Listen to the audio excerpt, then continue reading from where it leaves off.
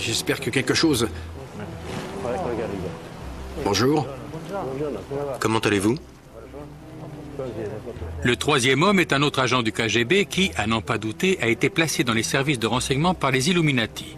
Il cherche également à se rapprocher du cardinal. Ça me fait énormément plaisir. Tant mieux. Votre collaboration nous est assurée. C'est très positif. Nous prenons tout ceci très en considération. Nous savons l'importance de cette collaboration pour vous et pour nous.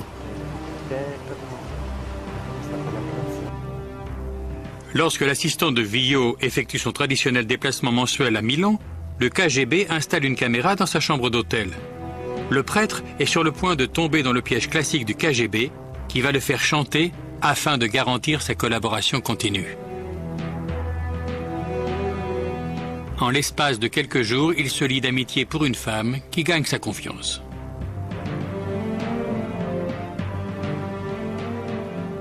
Le piège est bien tendu, comme en témoigne le film. Un soir, la femme rejoint le prêtre dans sa chambre pour l'emmener à un dîner de réunion. Rouge, blanc, plutôt du blanc, s'il vous plaît.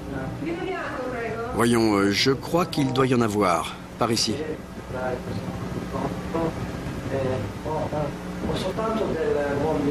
Je n'ai que du vin rouge, ça ira? C'est parfait.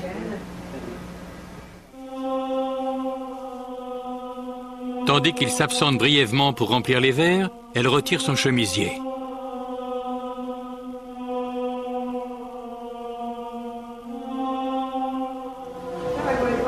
Alors, qu'en dites-vous?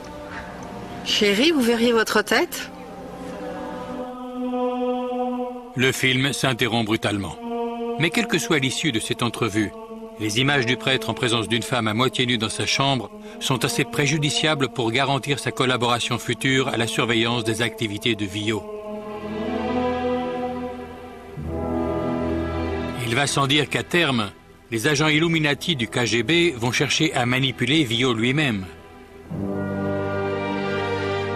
Lorsqu'ils y seront parvenus, le cœur de la religion catholique, le pape Paul VI, sera à leur portée. Mais il apparaît que les Illuminati ne se soient pas contentés d'exercer leur influence pour contrôler le Vatican. Ils ont également pu avoir recours au meurtre. Depuis la création de l'ordre, un certain nombre de dignitaires du Vatican, parmi lesquels 3 papes, sont morts dans des circonstances pour le moins douteuses. Dans chaque cas, le moment de leur disparition a été calculé afin d'entraîner d'importantes conséquences politiques. Un signe caractéristique de la confrérie secrète et de sa volonté d'influencer la politique mondiale à son avantage. En 1939, le pape Pie XI se tient prêt à faire une déclaration condamnant les fascistes et les nazis, des groupes qui perpètrent le genre d'exactions dont les Illuminati pourraient être les instigateurs. Mais avant que son discours ne soit rendu public, il meurt subitement. Un de ses proches collaborateurs, le cardinal Tisserand, se serait écrié à plusieurs reprises « Ils l'ont assassiné, ils l'ont assassiné ». Son corps est rapidement embaumé, rendant impossible toute autopsie pour déterminer les causes de sa mort.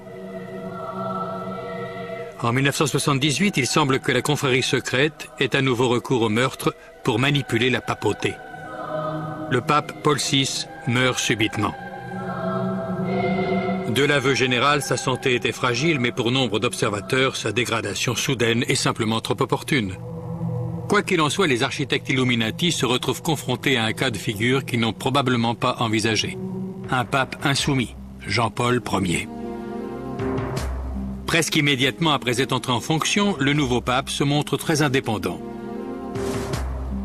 Jean-Paul Ier semble avoir un profond mépris pour la corruption qui sévit autour des finances du Vatican. Lorsqu'il était cardinal de Venise, la banque catholique vénitienne a été vendue au cours d'une transaction secrète à la Banque du Vatican pour un montant nettement inférieur à sa valeur.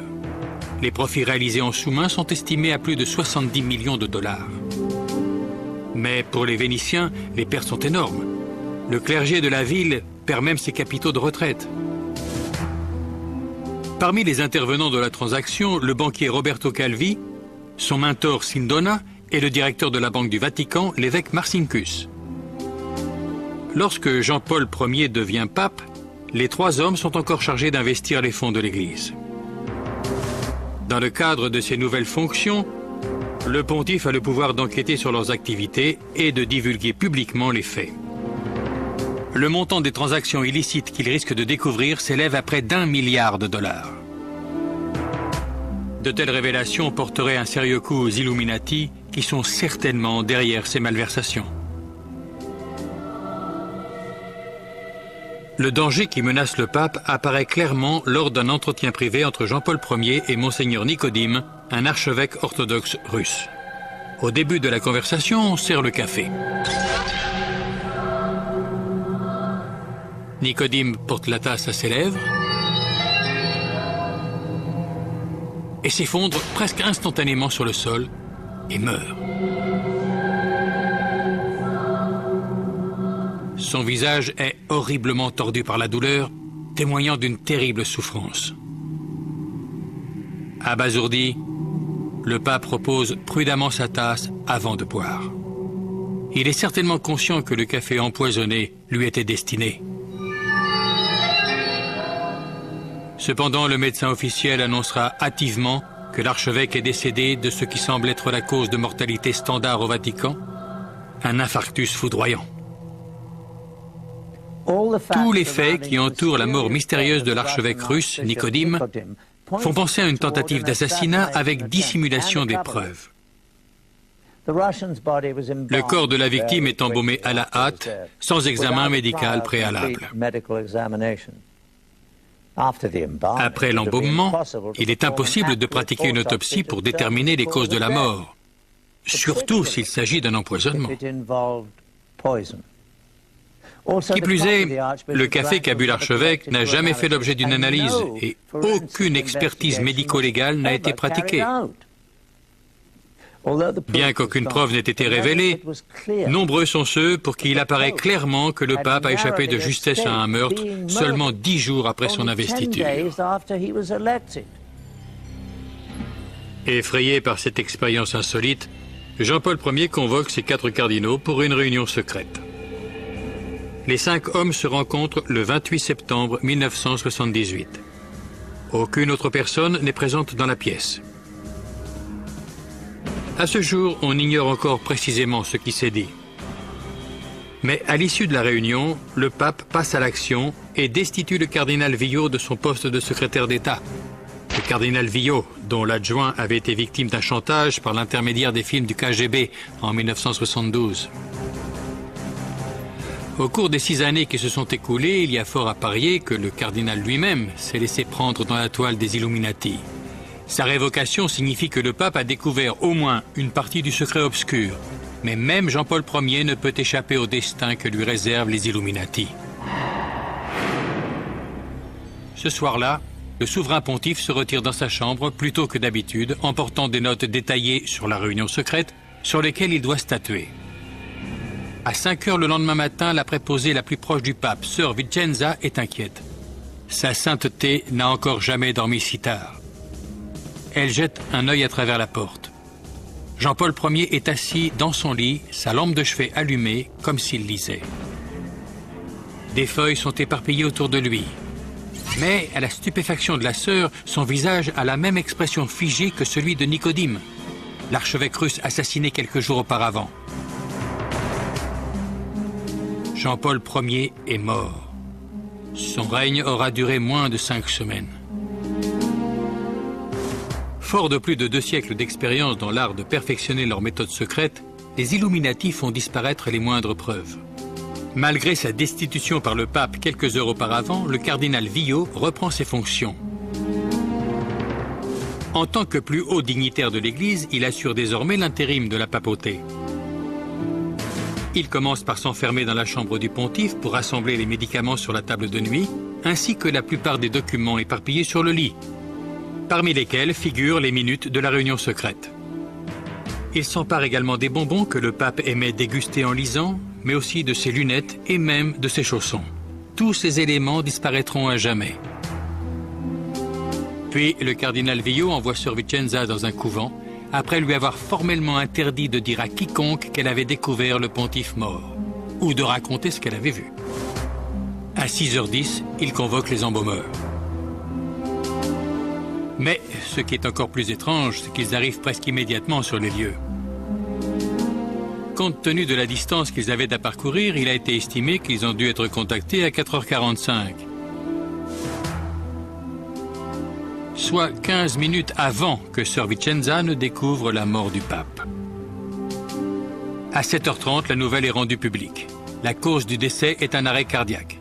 La déclaration indique que le secrétaire du pape, Monseigneur Mag, a découvert le corps. L'heure officielle de la découverte est avancée à 5h30. Lorsque le communiqué est diffusé, les embaumeurs ont déjà fini leur travail, comme ce fut le cas pour l'archevêque russe mort 23 jours plus tôt dans des conditions étrangement similaires. Toute possibilité de pratiquer une autopsie fiable est éliminée. Toute chance de déterminer l'éventuelle origine criminelle de la mort de Jean-Paul Ier est désormais impossible.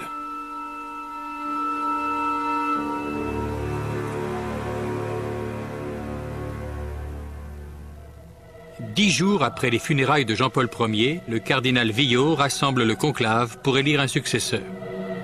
Le corps électoral officiel se retire dans la chapelle Sixtine. Il est composé de 111 cardinaux, lesquels doivent invoquer le pouvoir du Saint-Esprit afin qu'il guide leur choix. Mais dans les faits, les principaux candidats à la papauté ne sont pas élus derrière les portes closes du conclave. Cette décision se prend dans les restaurants chics de Rome où les cardinaux les plus puissants se retrouvent pour le déjeuner et le souper. Le dimanche 15 octobre 1978, lorsque les cardinaux pénètrent enfin dans la chapelle Sixtine pour la réunion à huis clos, la scène devient le théâtre d'une manipulation politique à tous les échelons. De promesses murmurées entre cardinaux en débat houleux, la tension grimpe à chaque tour de scrutin. Après le 8e vote, une fumée blanche s'échappe du Vatican, signifiant qu'un nouveau pape a été élu. Mais ces volutes blanchâtres annoncent également un sérieux revers pour le KGB et les Illuminati. Le nouveau pape est un Polonais et un anticommuniste acharné, Jean-Paul II. Mais les Illuminati n'acceptent pas facilement la défaite.